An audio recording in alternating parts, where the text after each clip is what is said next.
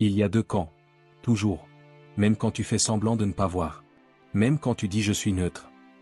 Même quand tu restes silencieux pour ne pas faire de vagues. Tu choisis quand même. Il y a ceux qui avancent, coûte que coûte, et ceux qui attendent l'autorisation. Il y a ceux qui dérangent, et ceux qui s'éteignent à force de vouloir plaire. Deux camps. L'un crée. L'autre copie. L'un prend des coups. L'autre se cache. L'un devient une légende. L'autre regarde et commente. Tu ne peux pas éviter le choix. Tu vis dedans. Tu respires dedans. Chaque geste que tu poses, chaque parole que tu prononces, te place quelque part. Un camp ou l'autre. Même quand tu fais rien, tu choisis. Alors pose-toi cette question. Es-tu dans l'arène? Ou dans les gradins?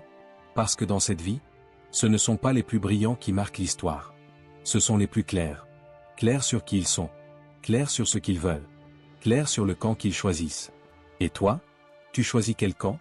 Il y a ce qu'on voit, et ce qu'on ne verra jamais à l'œil nu. Il y a la surface brillante, propre, bien présentée. Et il y a les profondeurs, sombres, troubles, parfois terrifiantes. Même la Bible le dit. Elle ne parle pas d'un monde à une seule dimension. Elle parle du visible et de l'invisible. Elle parle de foi, pas de vue. De ce qui ne se touche pas, mais qui gouverne tout. De ce qu'on ne voit pas, mais qui détermine qui tu deviens. Il y a des anges et des démons. Des justes et des injustes. La lumière et l'obscurité. Mais le plus puissant, c'est que tout ça coexiste. Dans le même monde. Parfois même dans la même personne. Regarde David. L'élu. Celui que Dieu appelait un homme selon mon cœur. Le poète des psaumes. Le tueur de Goliath. Le roi. Mais ce même David a convoité une femme mariée. Il a couché avec elle. Il a fait tuer son mari. Le chantre est aussi devenu assassin. Élie. Le prophète de feu. Il a prié, et le ciel s'est ouvert. Le feu est descendu. Les idoles sont tombées. Un homme rempli de foi. Une légende. Mais quelques versets plus loin, il court. Il a peur. Il s'effondre dans une grotte, suppliant Dieu de le laisser mourir. Le héros devient fuyard. L'homme de feu devient un homme brisé. Tu vois? Même les plus forts ont un autre visage. Et toi? Tu veux cacher ta faiblesse? Faire croire que tu es lisse? Imiter une version propre de toi pour que les autres t'aiment? La vérité, c'est que tu es les deux. Tu es capable du meilleur et du pire. Tu es lumière, mais tu as aussi une ombre. Et ce n'est pas un problème. C'est humain. C'est biblique. La question ce n'est pas « Est-ce que j'ai un côté sombre ?» La vraie question, c'est « Est-ce que je le reconnais? Est-ce que je le maîtrise? Est-ce que je laisse Dieu m'y rencontrer? » Parce qu'il n'utilise pas des gens parfaits. Il utilise des gens entiers. Brisés, mais vrais. Imparfaits, mais disposés. Alors, arrête de fuir ta complexité. Tu n'as pas besoin d'être une statue sans fissure. Tu dois juste être vrai. Entier. Transparent. Assez courageux pour dire « Oui, j'ai des luttes. Oui, j'ai des contradictions. Mais je suis là. Et je me lève. Encore. » Parce qu'au final, ce n'est pas ton masque qui t'élèvera. C'est ton authenticité. Ta lumièreté, ton combat. Dieu n'utilise pas les sans failles. Il utilise ceux qui se tiennent debout, malgré leurs failles. En toi, il y a une bataille. Pas une petite tension. Une guerre totale. Ton esprit veut plaire à Dieu. Ton âme soupire après la vérité, la lumière, la paix. Mais ta chair, elle veut autre chose. Elle veut le confort. Elle veut le regard des autres. Elle veut les plaisirs, même furtifs. Elle veut fuir l'effort, l'obéissance, le renoncement. Et chaque jour, tu choisis un camp. Même sans le dire. Même sans t'en rendre compte. Par tes actes. Par ce que tu tolères. Par ce que tu priorises. Alors laisse-moi te poser une question. Simple. Mais cruciale. Es-tu pour ou contre Jésus-Christ? Et peut-être que tu vas dire, non, je suis pas contre Jésus. Je crois en lui. Mais attention. Ce n'est pas une question d'opinion. Ce n'est pas un entre-deux. Ce n'est pas un je suis pas trop pratiquant mais j'ai la foi. La parole est claire. Il n'y a pas de zone grise. Tu es soit dans le camp de Dieu, soit dans celui du monde. Et le monde, lui, ne fait pas semblant. Il t'attire. Il te flatte. Il t'anesthésie. Il te vend des rêves, pendant qu'il t'éloigne du ciel. Soit Jésus est sur le trône de ton cœur, soit autre chose l'est. Et ce quelque chose, c'est peut-être ton job, une relation, ton intellect, ton orgueil, ou même ton passé. Mais il faut que tu comprennes une chose. Ce n'est pas juste une affaire de religion. Ce n'est pas une question d'aller à l'église ou non. C'est une question d'éternité.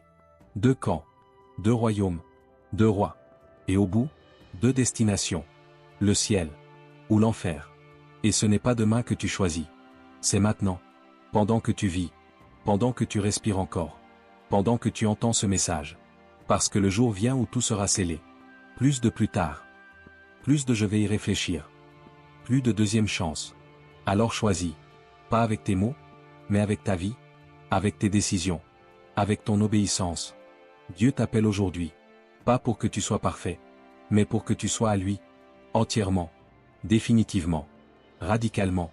Matthieu 6, 33 dit. Cherchez premièrement le royaume de Dieu et sa justice. Pas après avoir percé sur les réseaux. Pas après avoir réussi ta carrière. Pas après avoir vécu ta meilleure vie. Premièrement. D'abord.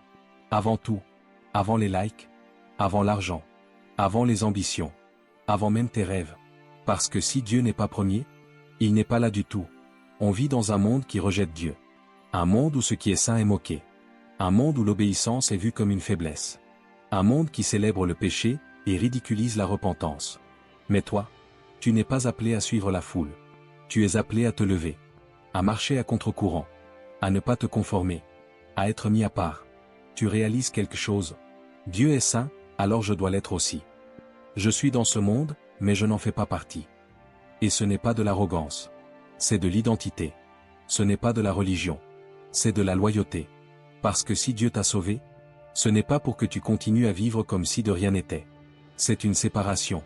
Une mise à part. Un appel. Il t'a mis dans ce temps, dans cette génération, pour briller au milieu des ténèbres. Pas pour te cacher. Pas pour te fondre dans la masse. Tu es un témoin. Un ambassadeur du royaume. Un fils. Une fille du roi. Tu es appelé à chercher le royaume, même si personne autour de toi ne le fait. Même si on se moque. Même si c'est difficile. Parce que tu sais, au fond, il n'y a rien de plus précieux que sa présence. Il n'y a rien de plus puissant que sa paix. Il n'y a rien de plus beau que de marcher avec lui. Être dans le camp de Dieu, ce n'est pas juste aller à l'église. Ce n'est pas juste poster des versets sur Instagram. Ce n'est pas avoir une croix autour du cou. Être dans le camp de Dieu, c'est faire de lui le centre de ta vie. C'est soumettre tes choix à sa volonté. C'est lui confier tes pensées, même les plus sombres. C'est l'honorer dans tes actions, même quand personne ne regarde. C'est lui ressembler un peu plus chaque jour, pas à cause de ta force, mais grâce à sa grâce. Tu n'es pas seul. Dieu ne t'appelle pas à la perfection. Il t'appelle à la transformation. Il te donne la force, même quand tu te sens faible. Il te donne la grâce, même quand tu tombes. Il renouvelle ton cœur, chaque matin, si tu le laisses faire. Il t'équipe pour ce combat. Il t'entraîne à devenir un soldat du royaume. Un vrai disciple. Pas tiède. Pas fragile. Pas perdu. Un cœur brûlant. Un esprit réveillé. Une âme affermie. Seigneur, purifie mon cœur. Je ne veux plus de ce qui t'éloigne de moi.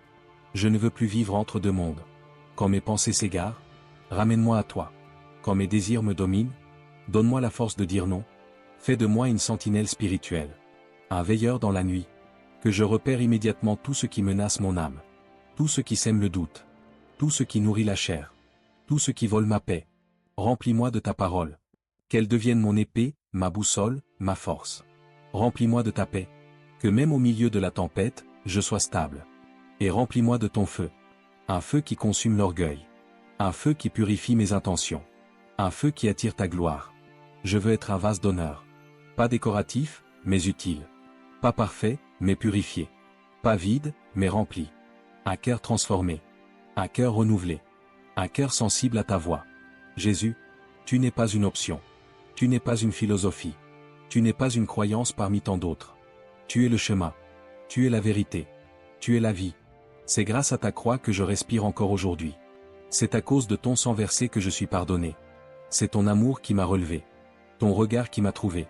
Ta voix qui m'a appelé. Et aujourd'hui, je ne veux plus vivre pour moi-même. Je ne veux plus courir après le monde. Je ne veux plus servir de maître. Je choisis ton royaume. Je choisis la vie. Je choisis Jésus. Pas seulement de mes lèvres, mais de mon cœur, de mon âme, et de tout mon être. Oh venez, chantons pour l'Éternel. Faisons retentir des cris de joie pour le rocher de notre salut. Car l'Éternel est un grand Dieu, un grand roi au-dessus de tous les dieux. Psaume 95.